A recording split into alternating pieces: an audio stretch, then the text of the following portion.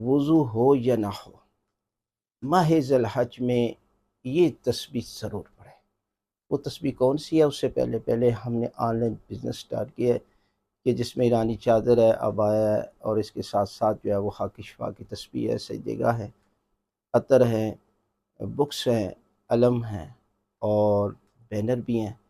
اگر کوئی بھی چیز آپ لینا چاہتے ہیں تو اسکرین پر نمبر موجود ہے۔ اس کے علاوہ اجتماعی قربانی کر رہے ہیں، آپ اس میں بھرپور شرکت فرمائیں تاکہ پروردگار جو ہے وہ آپ کے رزق روزی میں اضافہ فرما دے۔ لہٰذا ماہ ذی الحج حرمت والے مہینوں میں سے ایک مہینہ ہے، اور اس میں 3 عیدیں آ رہی ہیں: عید الاضحیٰ، عید غدیر، عید مبالغہ۔ عید الاضحیٰ حضرت ابراہیم علیہ السلام اور حضرت اسماعیل علیہ السلام کی قربانی کی یاد میں منائی جاتی ہے۔ عید غدیر مقام غدیر خم پہ اللہ کے رسول نے 1.25 حاجیوں کے مجمع میں مولا کائنات حضرت علی ابن ابی طالب علیہ السلام کی ولایت کا اعلان کیا، دین مکمل ہوا۔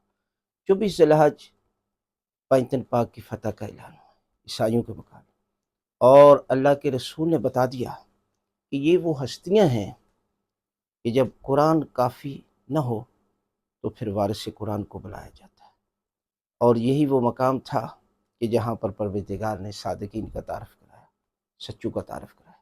لہٰذا یہ پورا مہینہ قربانیوں کا مہینہ ہے، اللہ کی یاد کا مہینہ ہے۔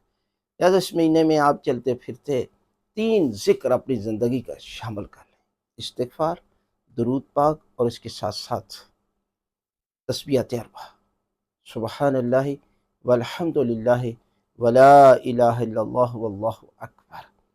تو یہ ذکر اپنے لیے، اپنی اولاد کے لیے، اپنے مرحومین کے لیے آپ جو بھی تسبیح پڑھتے ہیں، پروردگار جو ہے وہ اس مہینوں کی برکتوں سے پروردگار آپ کو مالا مال بنا دے گا، اور آپ کے گناہ معاف کر دے گا، آپ کے مرحومین کے درجات کو بلند کر دے گا۔ لہٰذا ویڈیو کو صدقہ جاریہ سمجھ کر زیادہ سے زیادہ شیئر کیا کرے، تاکہ کسی ایک شخص نے اس پر عمل کیا تو یقیناً آپ کے لیے بھی ذریعہ نجات بنے۔